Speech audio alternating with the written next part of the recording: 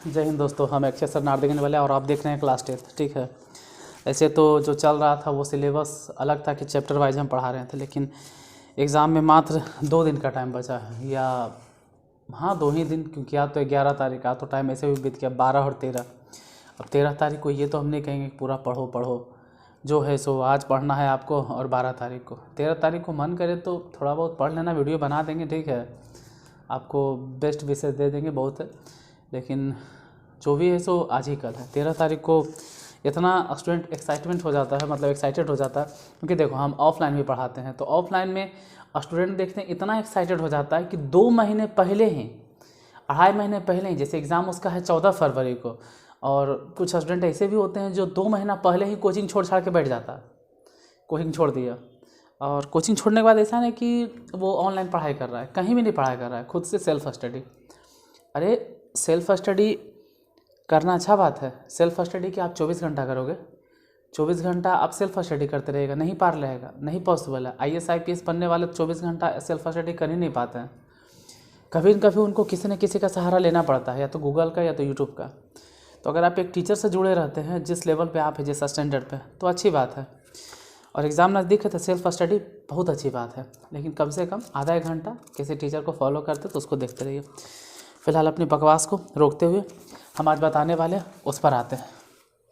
बतलाना है 2 चर वाले रैखिक समीकरण युग्म का हल, और चैप्टर यही चल रहा था। ठीक है, चैप्टर तो यही कंटिन्यू था, बट ग्राफ की बारी थी, लेकिन अभी ग्राफ को रोक देते हैं, क्योंकि उसके लिए ग्राफ पेपर चाहिए।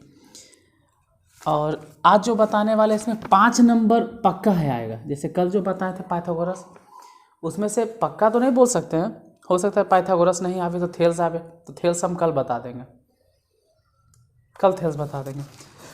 लेकिन आज जो बताने वाले इसमें से तो 5 नंबर पक्का आएगा, कहीं न कहीं आज आना ही आ जाना है। देखिए करना क्या है, जैसे आपको क्वेश्चन एगो दे दिया जाएगा। पहले क्वेश्चन है 2x minus y is equal to 3, और दूसरा इक्वेशन है 4x minus Y equal to 5। हम बहुत हल्का क्वेश्चन से ले रहे हैं, बहुत हल्का। सबसे पहला जो मेथड है वो सबको आता है, विलोपन विधि। ठीक है, आप लोग विलोपन विधि जानते हैं, अधिकांश को मालूम है। विलोपन विधि में क्या करना होता है, या तो y के कोएफिशिएंट या तो x के कोएफिशिएंट। 1 सेकंड थोड़ा सा टाइम दीजिए, 1 सेकंड जानते हैं।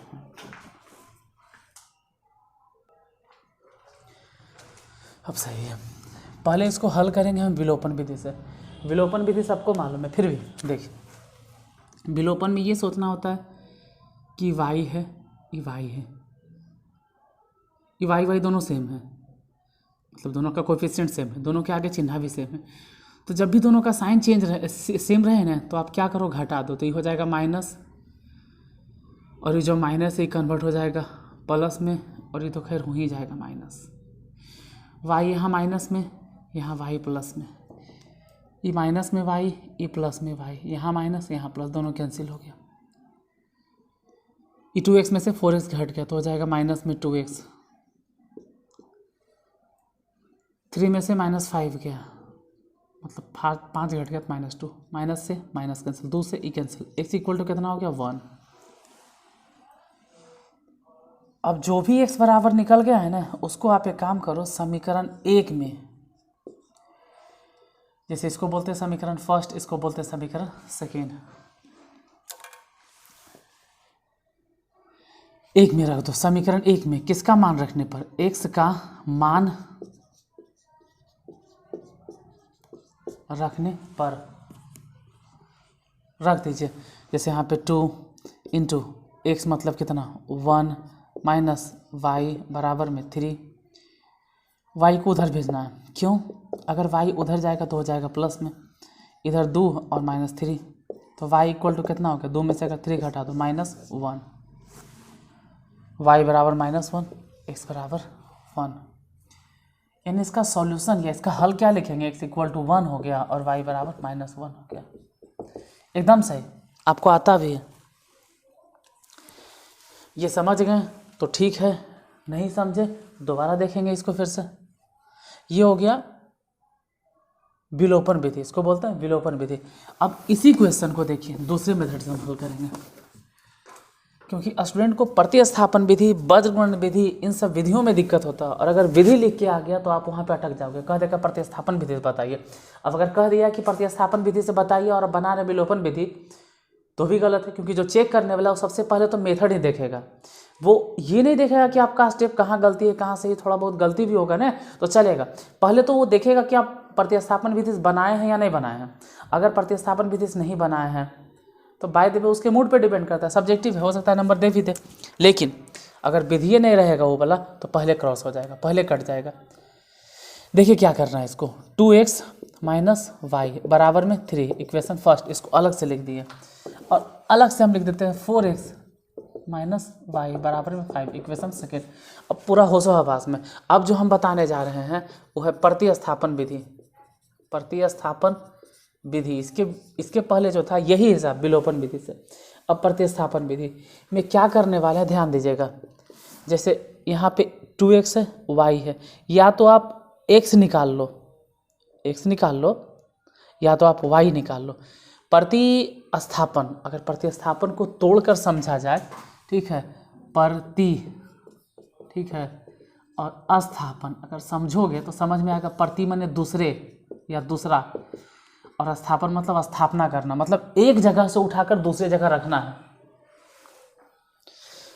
दूसरे, प्रति मतलब दूसरे, यानी इसमें से या तो आप x निकाल लो या तो y निकाल लो, या तो x या तो y, दोनों में से कुछ भी निकाल कर उसमें पुट कर दो। देखो क्या करेंगे, 2x और 3 को इधर भेजो -3, तो y उधर गया तो हो जाएगा प्लस में, y को उधर भेजे। y क्यों उधर भेजे, क्योंकि इधर माइनस में, उधर जाके क्या हो जाएगा प्लस में, y प्लस में हो गया। y इक्वल टू हो गया 2x माइनस 3, मान लो इक्वेशन फर्स्ट। अब y बराबर निकल के, अब एक काम करो कि समीकरण 1 में नहीं, समीकरण 2 में। 1 में क्यों नहीं, क्योंकि हम 1 से तो निकाल ही रहे हैं, समीकरण 1 से हम निकाले हैं क्या y, तो समीकरण 2 में y का मान रखने पर इसको प्रतिस्थापन करेंगे। लिखते हैं, जैसे 4x एकदम सही है, माइनस में y। देखो हम जो इधर लिखते हैं मेरी मजबूरी है, अगर हम यहाँ लिखेंगे तो आपको दिखाई नहीं देगा या फिर नीचे चला जाएगा, इसलिए हमको मजबूरन इधर लिखने पड़ता है। आप ऐसा गलती मत करना, आप सीधे लिखिएगा 4x और माइनस y। y मतलब कितना, यहाँ से देखो y मतलब कितना, 2x minus 3 is equal to कितना 5। ये हो गया 4x माइनस में 2x, ये माइनस अंदर गया तो minus minus plus 3 equal to 5। 4x में से 2x गया, 2x 3 को उधर भेजो तो घटा दो यार, 2 होगा, इसे ही कट गया। x इक्वल टू कितना हो गया हुआ, x equal to 1। y equal to कितना होगा जरा सोचो, यहाँ पे देखो x के जगह पर कितना रखेंगे 1। जैसे ही हम 1 रखेंगे 2 इंटू 1 माइनस 3, यानी y इक्वल टू कितना हो जाएगा, 2 कम 2 में से 3 का -1, y बराबर -1, x बराबर 1। अब पहले वाले विधि में भी अगर ध्यान से देखिएगा, वीडियो को पीछे करके सेम आंसर आया था, x बराबर 1, y बराबर -1। अब पीछे मत करके देखना, बाद में देखना, आप समझने पर ध्यान दीजिए कि प्रतिस्थापन विधि ऐसे बनता है। आप कहीं भी पढ़े हो ऑफलाइन, चाहे कोई स्टूडेंट मेरे यहाँ पढ़ा हो, तो पढ़े तो होंगे लेकिन एग्ज़ाम आते आते सब भूल जाते हैं, तो तीनों विधि एक बार देख लीजिए। वो विलोपन विधि था, ये वाला प्रतिस्थापन विधि हो गया। विलोपन विधि में क्या होता है, गायब कर देना। विलोपन मतलब लुप्तीकरण, इसी को भी बोलते हैं लुप्तीकरण। लुप्तीकरण मतलब एकदम गायबे कर दो, एकदम लुप्त कर दो। अब यही हिसाब, सेम हिसाब को हम, सेम क्वेश्चन को हम आपके लिए 2x minus y is equal to 3, 4x minus y is equal to 5, same question को एक और मेथड से बताते हैं। ये चाहे तो हम टोटल 5 मेथड से आपको बता सकते हैं। एक होता है तुलनात्मक विधि और एक होता है अनुपात निर्णय विधि, लेकिन एग्ज़ाम के पर्पज़ से वो दोनों ज़रूरत नहीं पड़ेगा आपको। अब इसको बनाना है, देखिए अब नियम बदल दिए, अब आ गया वज्र गुणन विधि। थोड़ा ध्यान से देखोगे, क्योंकि अगर चाहे नियम देखिएगा तो कुछ समझ में नहीं आने वाला। वज्र गुणन विधि, वज्र गुणन विधि में सबसे पहले आपको लिखना होगा 2x माइनस वाई और -3 इज इक्वल टू 0। वज्र गुणन विधि में एक बात फिक्स रखना है कि बराबर के उस तरफ 0 होना चाहिए। ये हो गया 4x माइनस वाई और -5 इज इक्वल टू 0। अब हल करते हैं, ठीक है। हल क्या करेंगे, इसको हल करने का फॉर्मूला हम बता देते हैं। अगर नहीं मालूम है तो पहले लिखना है x, अब बटा में फॉर्मूला होता है, जैसे इसमें तो देखो एग्ज़ाम में लिखना है बाबू, तो आपको तो सही से लिखना है। इसमें आप कह सकते हैं कि a1 हो गया 2, a2 हो गया 4, b1 हो गया -1, अब b2 हो गया वो भी -1, c हो गया -3 और c2 हो गया -5। हम जो फॉर्मूला लिखेंगे हल करने का, उसमें x लिखा जाता है, y लिखा जाता है और 1 लिखा जाता है। अगर हम लोग x लिखते हैं ना, जैसे स्टैंडर्ड फॉर्म, अगर सूत्र याद हो तब, अगर किसी को फॉर्मूला याद हो तो ठीक, नहीं तो हम यही लिख देते हैं, ठीक है। यहाँ पे a1 नहीं लिखना है, स्टार्टे करना है b1 b2, फिर लिखना है c1 c2, फिर यहाँ पे क्या करेंगे, तो यहाँ पे लिखेंगे c1 c2 और फिर लिखेंगे a1 a2, यहाँ क्या करेंगे a1 a2 b1 b2। अगर आप ये सब भूल गए, छोड़ो, अगर आप ये सब भूल गए, देखिए हम यहाँ पे क्रॉस का मार्का लगा देते हैं। किन्हीं को ये बातें समझ में नहीं आ रही कि ये क्या लिखें, कुछ था है पता नहीं चल रहा, लेकिन एग्ज़ाम के लिए ज़रूरी है। जितना ज़्यादा लिखोगे, 5 नंबर का क्वेश्चन है तो लिखना पड़ेगा, लेकिन समझ में नहीं आ रहा है सर, हटाओ, नहीं समझ में आ रहा है तो, क्योंकि टाइम भी उतना नहीं कि अब हम ये समझाएंगे आपको, ठीक है। हम डायरेक्ट प्रॉब्लम सॉल्व करने के लिए बता रहे हैं आपको।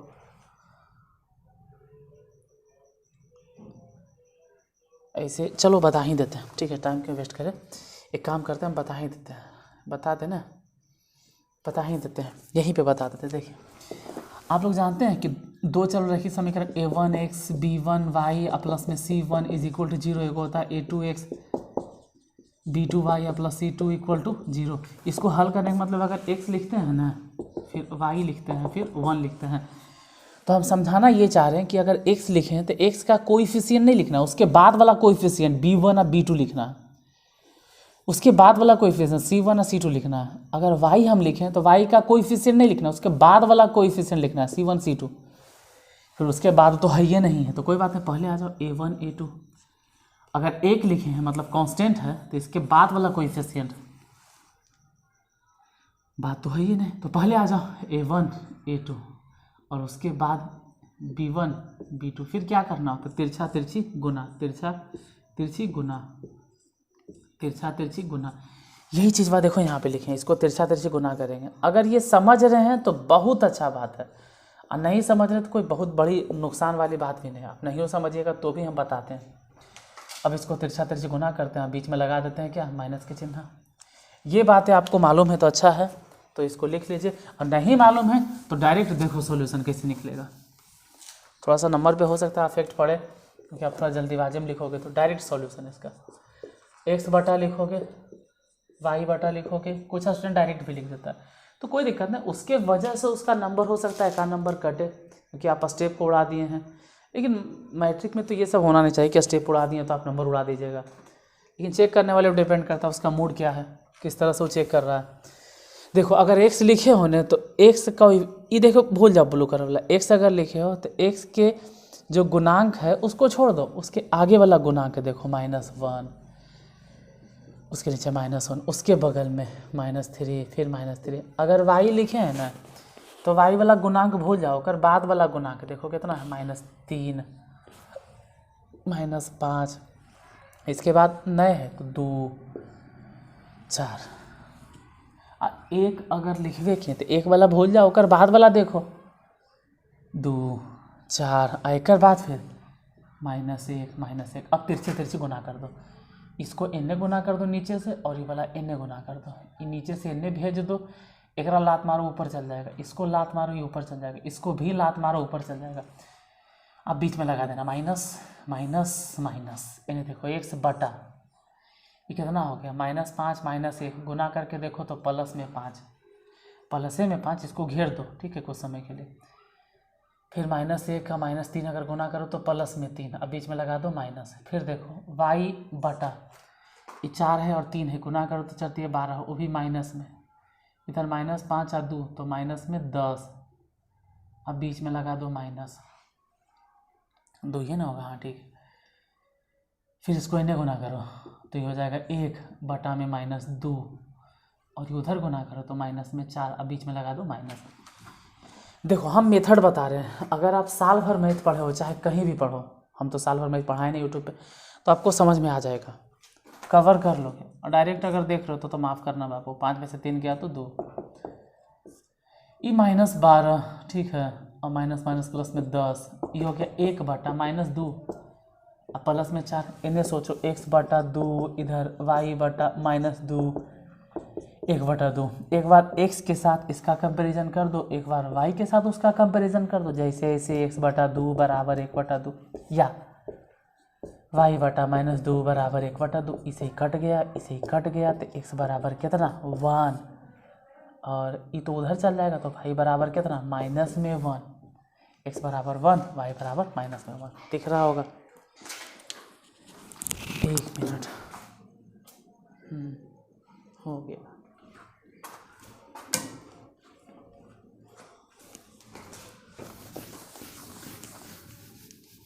अब हम रिटर्निंग चलते हैं। रिटर्निंग मतलब इसी मेथड को उलट के बताते हैं, मतलब पहले वज्र गुणन फिर आते हैं प्रतिस्थापन। एक और थोड़ा सा क्वेश्चन देखते हैं। देखो अभी जो पहली बार बनाता है उसको ही टफ लगता है, बड़ी भारी है रे, जबकि सच तो यह है कि सबसे हल्का वज्र गुणन भी होता है। 4x, इसमें कुछ गुना होना करेगा झंझट नहीं, बराबर में 14, 11x माइनस में 3y बराबर 5, इतना है। देखते हैं इसको हल करना। इसको ऐसे लिखो 4x प्लस 5y माइनस में 14 इक्वल टू 0, क्योंकि वज्र गुणन विधि से अगर आपको बनाना है, अगर आप चाहते हैं कि हम वज्र गुणन विधि से बनाएंगे तो उसके लिए एक ही नियम है कि सबको पहले इधर भेजो। 11x minus 3y minus 5 equal to 0। इसमें एक बात याद रखना है कि सबको इधर भेजना, उधर 0। मान लीजिए आप फॉर्मूला भूल गए, डायरेक्ट अगर बनाना चाहते हैं तो आप x लिखिए, y लिखो और 1 लिखो। ऐसे डायरेक्ट लिखने से हो सकता है कि नंबर पे इफेक्ट पड़े, लेकिन something is better than nothing, मेरा एक ही कहना है, ठीक है। अरे कुछ नहीं बनाने से अच्छा सीख तो जाओ, फिर आप फॉर्मूला सरिया दोगे। x अगर लिखें तो x का कोएफिशिएंट छोड़ दीजिए, मतलब x का गुणांक छोड़ दो, और उसके बाद देखो 5 है और माइनस में 3 है, इसके बाद फिर माइनस में 14 है और माइनस में 5 है। ऐसे बता दिए, फॉर्मूला लिखे लो, वैसे लिख सकते हो। y अगर लिखें तो y का गुणांक छोड़ दो और उसके बाद देखो माइनस में 14 माइनस में 5, इसके बाद नहीं कुछ है तो 4 देखो और 11 देखो, 1 तो 1 वाला मतलब ही हो गया, तो 1 छोड़ के 4 लिखो और 11, क्योंकि 1 के बाद कुछ है नहीं।